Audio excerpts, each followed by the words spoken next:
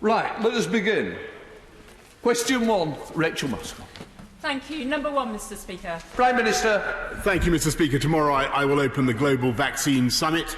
The UK-hosted virtual event will bring together more than 50 countries as well as leaders of private sector organisations and civil society to raise at least $7.4 billion for Gavi, the Vaccine Alliance. And tomorrow's Global Vaccine Summit should be the moment when the world comes together to unite humanity in the fight against disease.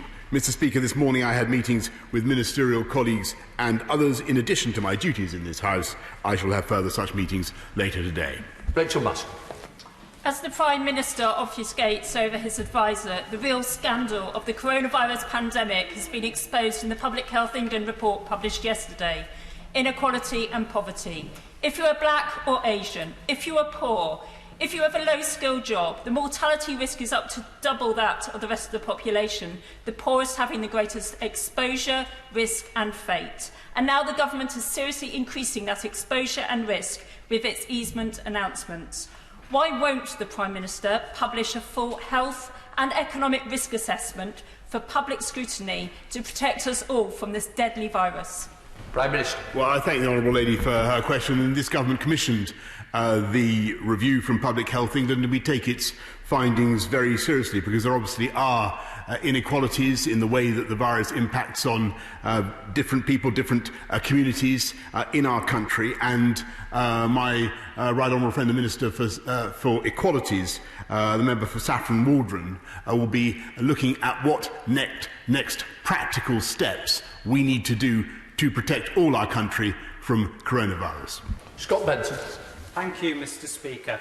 Over the past few weeks, Blackpool has been inundated with visitors, and the images of people not social distancing and leaving our beach strewn with litter have angered my constituents at a time when they are doing the right thing and following the government's advice.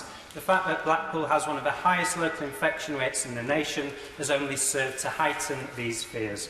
What assistance is the government providing to areas such as Blackpool to deal with the influx of visitors at a time when local services are already under pressure? Minister. Well, Mr Speaker, he well represents Blackpool, his constituents, sticking up for the interests of Blackpool. In addition to the $3.2 billion we're already given to local councils to help combat corona, Blackpool is receiving another £9 million in particular, as well as the funding from the High Street Fund and the Town Fund to deal with the particular problems that he rightly identifies. Leader of the Opposition, Sir Keir Starmer. Thank you, Mr Speaker. Can I start by expressing shock and anger at the death of George Floyd? This has shone a light on racism and hatred experienced by many in the US and beyond. I'm surprised the Prime Minister hasn't said anything about this yet, but I do hope that next time he speaks to President Trump, he will convey to him the UK's abhorrence about his response to the events. Mr Speaker, the Telegraph this morning is reporting that the Prime Minister has decided to take direct control of the government's response to the virus. So an obvious question for the Prime Minister: who's been in direct control up till now? Minister. Well, Mr Speaker, let me begin by associating myself absolutely with what the right honourable gentleman had to say about the death of George Floyd. And I think what happened in the United States was appalling. It was inexcusable. We all saw it on our screens. And I perfectly understand people's right to protest what took place, though obviously I also believe that protests should take place in a lawful and reasonable way. On his more polemical point, let me just say that this government is, I take full responsibility for everything this government has been doing in tackling coronavirus, and I'm very proud of our record. And if you look at what we have achieved so far, it is very considerable. We have protected the NHS. We have driven down the death rate.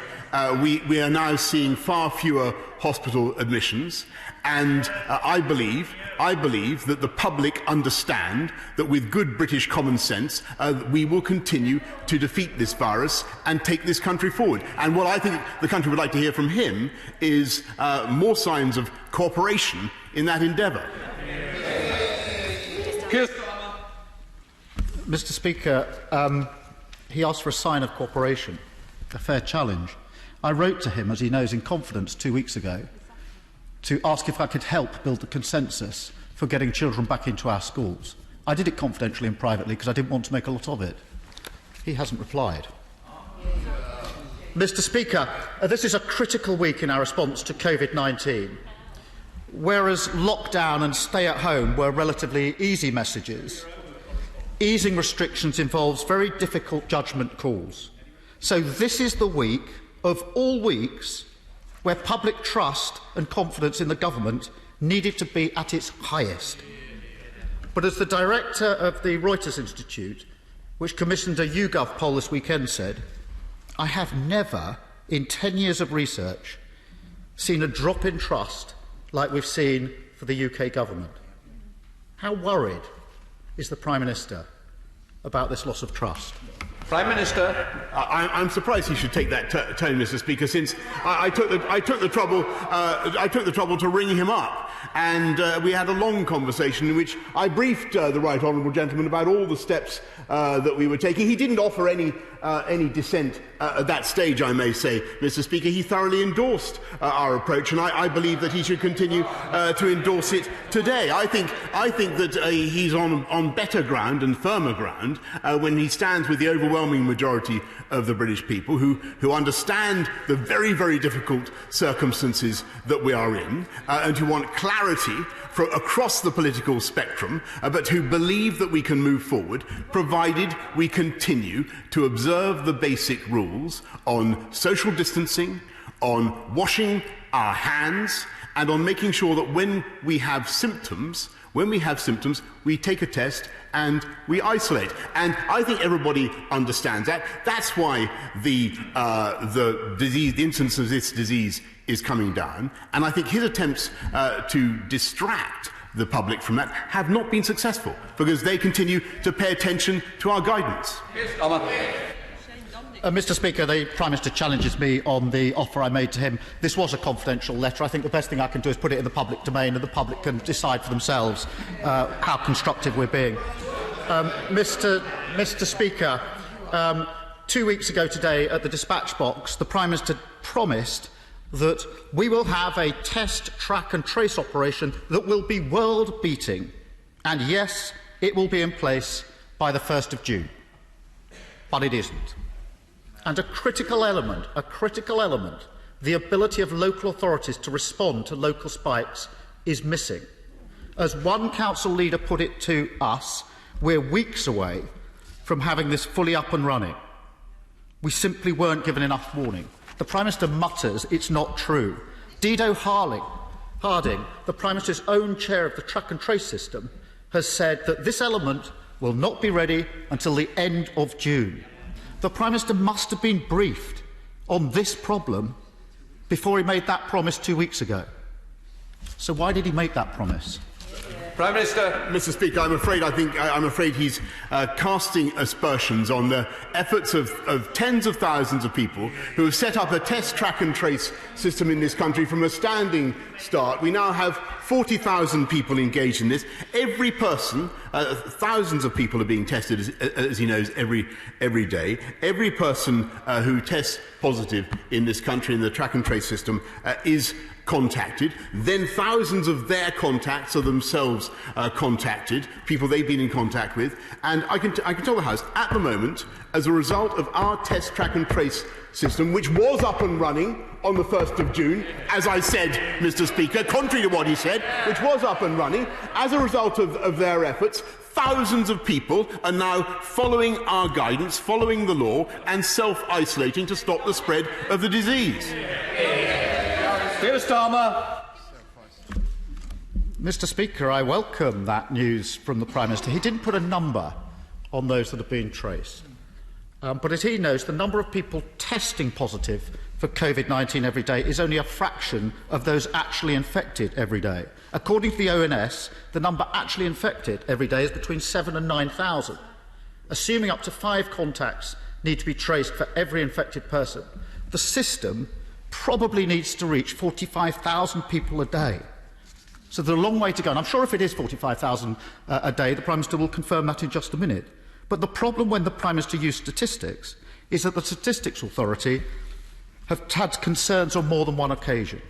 Yesterday, in a strongly worded letter to the Health Secretary, the chair of the UK Statistics Authority said that the statistics still fall well short of expectations.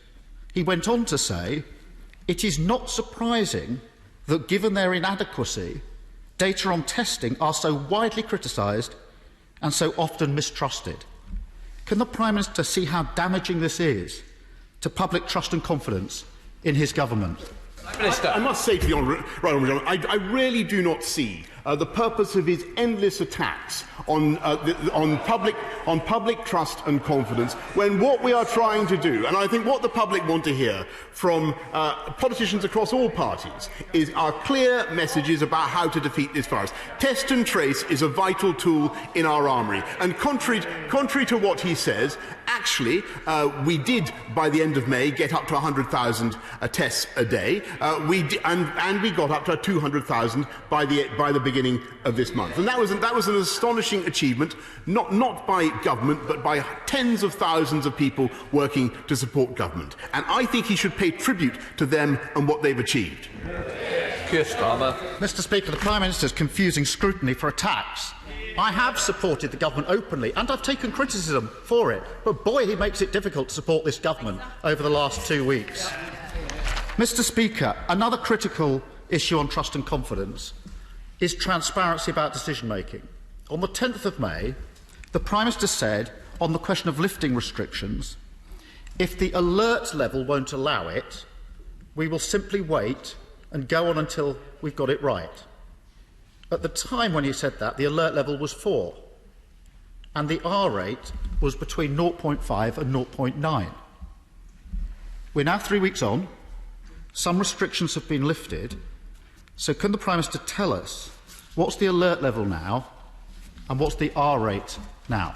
Prime Minister. He knows perfectly well that the alert level does allow it, and indeed he didn't raise that issue with me when we had a conversation on the telephone, and he knows the reason we've been able to make the progress that we have is that the 5 tests have been fulfilled. So, yes, the alert level remains at 4, but as Sage will confirm, we've managed to protect the NHS. We've got the rate of deaths down. We've got the rate of infection down. The PPE crisis, the difficulties in care homes, the question of the R, they have been addressed. And I think the question for him, Mr. Speaker, is whether he actually supports the progress we're making. Because at the weekend he was backing it. Now he's doing a U-turn. Now he seems to be against the steps that this country is taking. Keir Starmer. I've supported the government in the gradual easing of restrictions. That is why I wrote to the Prime Minister 2 weeks ago, because I could see the problem with schools, and I thought it needed leadership and consensus, and I privately offered to do what I could to build that consensus. That's the offer that wasn't taken up. Mr. Speaker, can I finally turn to the question of Parliament? Mr. Speaker, I know you feel very strongly about this. The scenes yesterday of MPs queuing to vote and members being unable to vote were frankly shameful. This should not be a political issue. Members on all sides know that this is completely unnecessary and unacceptable. If any other employer behaved like this, it would be a clear and obvious case of indirect discrimination under the Equalities Act. A clear and obvious case. So can I urge the Prime Minister to stop this and to continue to allow online voting and the hybrid parliament to resume? Prime Minister. Mr. Speaker, I do think that the right honourable gentleman needs to consider what is really going on throughout the country, where ordinary people are getting used to queuing for long periods of time to do their shopping or whatever it happens to be. I must say, I do not think it unreasonable that we should ask parliamentarians to come back to this place and do their job for the people of this country. And I know it's difficult. I apologise. I apologise to colleagues for the inconvenience, and I apologise to all those who have particular difficulties because they are shielded or because they are elderly. And it's vital that they should. And the change we're making today is that they should be able to vote by proxy. They should be able to vote by proxy. But I have to say, Mr. Speaker, when the people of this country look at what we are doing, asking schools, he now says he supports schools to go back. I mean, our policy is test, trace and isolate. His policy is agree, U-turn and then criticise, Mr. Speaker. But what I can tell him is that I do think the people of this country, on the whole, will want their parliamentarians to be back at work, doing their job, passing legislation on behalf of the people of this country. And that is what this government intends to do. Jeremy Hunt. Thank you, Mr. Speaker. Can I congratulate the Prime Minister on hitting the 200,000 daily capacity target for testing, which puts us at the top of the European League table for testing. The Prime Minister rightly said he wanted a 24-hour turnaround for testing. Could he tell us how many of the tests are currently being turned around within 24 hours and whether he'd be willing to publish on a regular basis that number? Yes. Prime Minister. Can I congratulate my right honourable friend on the kind of detailed forensic question that we could have had earlier on. But the answer is that we already do 90% of tests turn around within 48 hours. Of the tests conducted at the 199 testing centres and as well as the mobile test centres, they're all done within 24 hours. And I can undertake to him now to get all tests turned around in 24 hours by the end of June, except for difficulties with postal tests or insuperable problems like that. Leader of the SNP, Ian Blackford. Thank you, Mr. Speaker. Watching events unfold across America in recent days and the actions and rhetoric from the American President have been distressing and deeply worrying. We cannot delude ourselves at believing that we are witnessing anything short of a dangerous slide into autocracy. It is in times like these when people look to those they elect for hope, for guidance, for leadership and for action. However, in the 7 days since George Floyd was murdered, the UK Government has not even offered words. It has not expressed that pain. It has shuttered itself in the hope that no one would notice.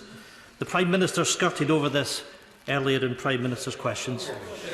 So can I ask the Prime Minister, what representations has he made to his ally Donald Trump? And at the very least, Prime Minister, say it now, Black Lives Matter. Prime Minister. Well, Mr. Speaker, of course Black Lives Matter, and I totally understand the anger, the grief that is felt not just in America but around the world and in our country as well. I totally understand that and I get that. And I also support, as I've said, the right to protest. The only point I would make to the House is that protests should be carried out lawfully, and in this country protests should be carried out in accordance with our rules on social distancing. Ian Blackford. Well, I'm afraid, Mr. Speaker, that the Prime Minister didn't answer the question what representations has he made to his friend Donald Trump. Mr. Speaker, it is imperative that the UK is vocal on human rights, freedom to gather and protest, freedom of speech and upholding press freedom in other parts of the world. It would be nothing short of hypocrisy if we were to turn a blind eye to events unfolding in the US. However, actions speak louder than words, and the Prime Minister can shake his head. But the UK exports millions of pounds worth of riot control equipment to the US, including tear gas and rubber bullets. The Prime Minister must have seen how these weapons are used on American streets. With the government's own guidance warning against equipment being used in such way, will the Prime Minister urgently review such exports? Minister. I'm happy to look into any complaints, but as he knows, all exports are conducted in accordance with the consolidated guidance, and the UK is possibly the most scrupulous country in that respect in the world. Mr. Speaker, I have a number of businesses that serve the wedding market and would like to hold viewings to make bookings for the future. Church leaders of Loughborough have also contacted me about access to churches, both for services and to help tackle loneliness. Please could I ask that religious faiths be allowed to let people into their places of worship, observing social distancing within their premises, and wedding venues to be allowed to access for bookings? Thank you. Prime Minister. Well, yes, I very much understand the urgency that many people in this country feel about the need to reopen places of worship. My right honourable friend, the Secretary of State for Local Government, Community and Local Government, is of course leading a task force on this very matter. It is a tough one. Every time you do something like this, you push up the risk of infection, you push up the risk to the R again. And I cannot, just to repeat what I was saying earlier on to the Leader of the Opposition, we are not there yet. We're getting there, but we are not yet there yet. It is vital that the people of this country understand the continued need to push down on that infection rate. Lord Russell-Moyle. Our firefighters have been assisting this COVID crisis. They've taken 12 additional areas of work supporting our NHS. And while they are busier than ever, they're about to face another round of devastating cuts. My local fire authority in East Sussex is planning to remove 10 fire trucks from the county and the loss of frontline firefighters. Is the Prime Minister planning to respond to the FBU, Fire Brigade Union letter, sent to him on the 22nd of May, calling for a moratorium on cuts? Clapping on Thursdays is well and good, but will he put his money where his mouth is and ensure that no fire authority needs to cut frontline firefighters when they have been helping save our country? Prime Minister. Mr. Speaker, I will certainly respond to his letter. Thank you, Mr. Speaker. Would the Prime Minister agree that as we exit the pandemic, it's critical that we not only stimulate the UK economy, but also we start the important process of levelling up? This should include stimulating the housing market to help excellent companies like PWS at Newton Aycliffe, investing in rural broadband to help villages like Killerby, and maybe moving the Treasury to Sedgefield. The acceleration of rolling stock investment to help companies like Hitachi. Can I also ask him to join me in opening the station at Ferryhill that I'm sure he's going to ask the Transport Secretary to approve? Minister. Well, a brilliant idea there. I think Sedgefield should be careful what it wishes for. But I will certainly investigate that possibility.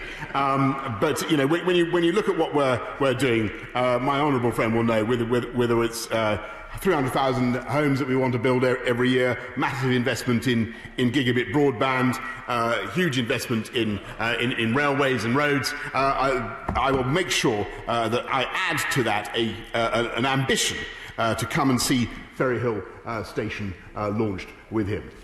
Will the Prime Minister address himself to the question of quarantine arrangements? Most European countries have had quarantine arrangements for quite a while now and are beginning to reduce them. This country has had no quarantine arrangements to date and is only now introducing them. Why is that? For the simple reason that as we get the rate of infection down with the efforts that we are making as a country, it is vital that we avoid reinfection from elsewhere, and that's why we're doing it. Bill Stride.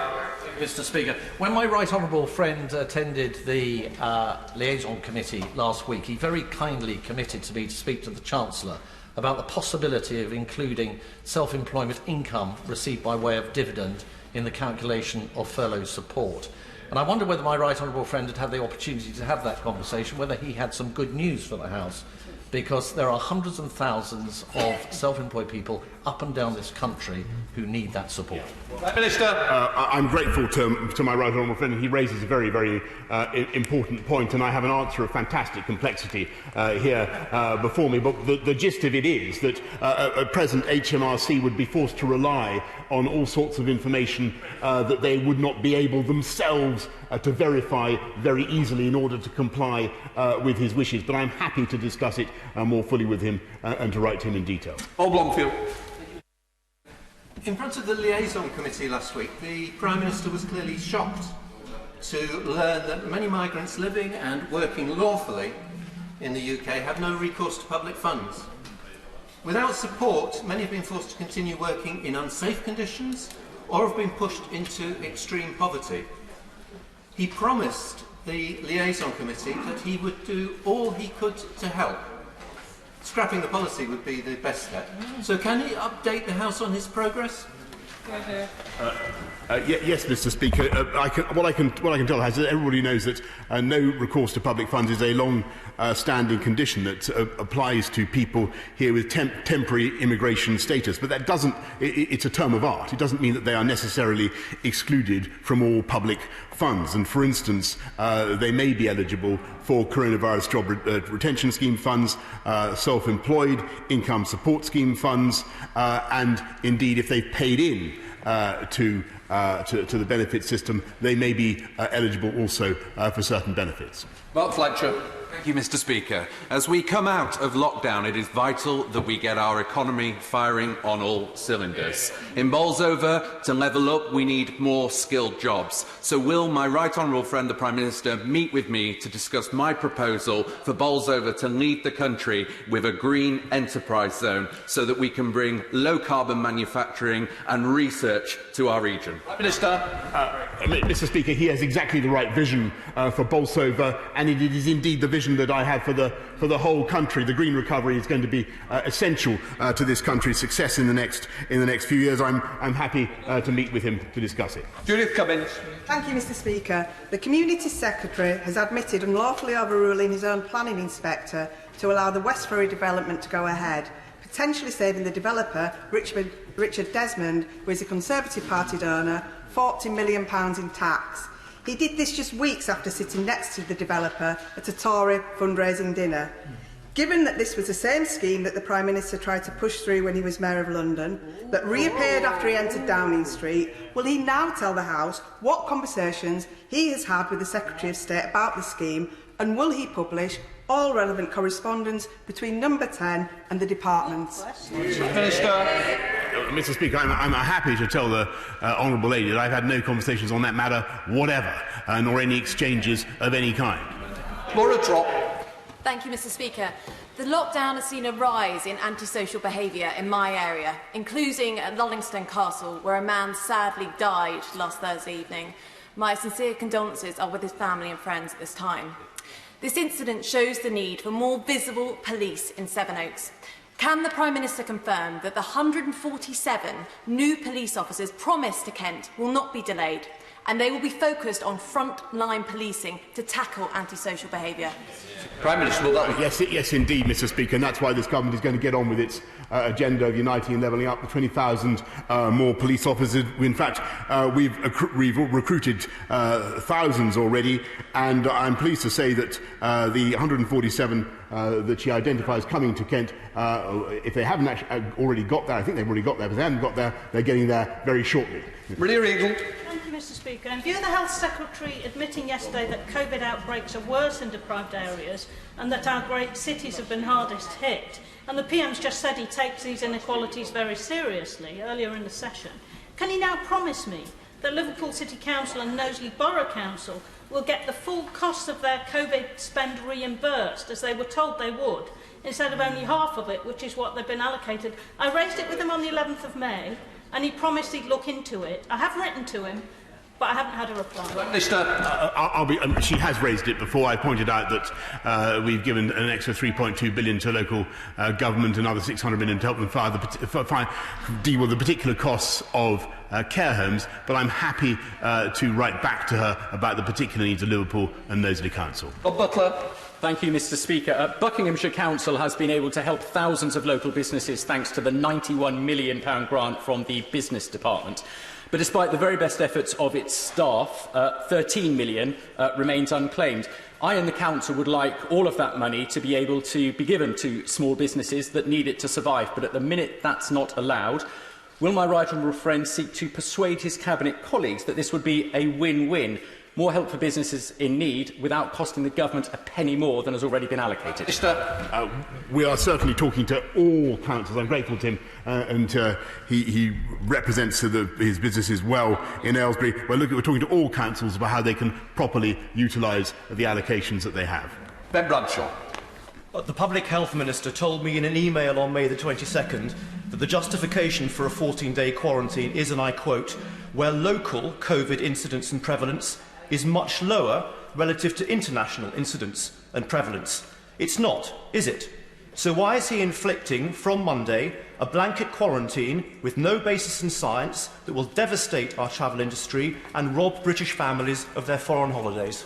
I'm surprised to hear that criticism from the Labour benches. I thought that the opposition was in favour of looking at the quarantine policy, but the simple reason is to protect, the answer is to protect the British people from the re-importing of that disease once we have driven infection rates down. Thank you, Mr. Speaker. Aviation was one of the first sectors to take an immediate negative impact from the coronavirus pandemic and will probably be one of the slowest to recover. Will my right honourable friend consider an extension to the furlough for air industry employees through the low season and into 2021? Prime Minister. Mr. Speaker, I'm not going to make a commitment, alas, to extend the coronavirus job retention scheme now, but we will certainly, but he represents the aviation sector, which has been very, very hard hit, and we will look at all the ways we can to support it throughout the crisis. Flora Anderson. Thank you, Mr. Speaker. I hope that the Prime Minister will join me in standing together not only at grief at the killing of George Floyd, but also determination that we will work together against racism, both in the US and here in the UK. In Putney, black teachers have told me they're scared of going back to school because of the higher rates of death. And also today's figures from the Metropolitan Police show that more than a quarter of lockdown fines have been for black people, although they are an eighth of our London population. Will the Prime Minister condemn the actions of the American police? Will he freeze the sales of tear gas and rubber bullets? Will he review the lockdown fines? And will he act on the report into COVID deaths so that there aren't more black people dying than white? Sorry, we're not going to get other people in. We've got to be fair to each other. Prime Minister. Okay, well, she raises a very important series of points. I certainly condemn the killing of George Floyd, and we will certainly make sure that everything that we export to any country around the world is in accordance with the consolidated guidance on human rights. Laura Farris. This government has taken the lead on tackling domestic abuse, but there is an ugly dimension that remains unresolved, where men who kill their partners in appalling acts of sexual violence establish in court that she asked for it and avoid a murder conviction. Does my right honourable friend agree that the time is now to end the rough sex defence? Prime Minister. She raises, I thank my honourable friend, she raises an incredibly important point, and we are committed to ensuring that the law is made clear on this point, and that defence is inexcusable. Tim Farron. Mr. Speaker, the virus effectively turned summer into winter for Cumbrian tourism. Ending government funding in October, though, will mean 3 winters in a row, causing severe hardship on top of the already 312% increase we've had in unemployment locally. So will the Prime Minister provide a support package for tourism and hospitality in the lakes, the dales and elsewhere to see them through to the spring of 2021? Minister. I'm grateful to the honourable member. We're certainly looking at all sorts of packages to help the tourism industry, creative ideas to help the tourism industry over the winter period, so that their winter, as it were, can continue to be a kind of summer once we can get things open again. But there are all sorts of packages that we'll be bringing forward, but I don't want to extend some of the schemes that we currently have. Thank you, Mr. Speaker. I'm very proud to tell you that we have 2,500 world-class steelworkers in Scunthorpe. And like steelmakers across this land, they stand ready to make steel for HS2. My right honourable friend, the Prime Minister, has said in this House that he wants to see that happen. Can he reassure me that he will press for HS2 to sign the UK Steel Charter and that steel for HS2 will be made in Britain? Prime Minister. Mr. Speaker, we are doing everything we can to support the UK steel industry and to make sure that as HS2 goes forward that it maximises the use of UK steel, and I'm proud to say that 98% of the countries of the companies that have signed up to deliver for HS2 are based in this country. Andy Slaughter. Speaker, when the Prime Minister was forced to publish the review of the risk COVID-19 poses to black and minority ethnic groups yesterday, why did he remove reference to the 1,000 responses to the review, many of which cited structural racism and discrimination as root causes of higher risk? If, unlike Trump, he seeks to represent the whole country he's elected to lead, what action is he going to take to show that in tackling COVID-19 and wider racism in society, Black Lives Matter? Prime Minister. Mr. Speaker, I think the honourable gentleman may have missed some of the earlier answers I've given, but he's wrong when he says that this government was somehow forced to publish a review. This government commissioned the review because we take it incredibly seriously. It's our review.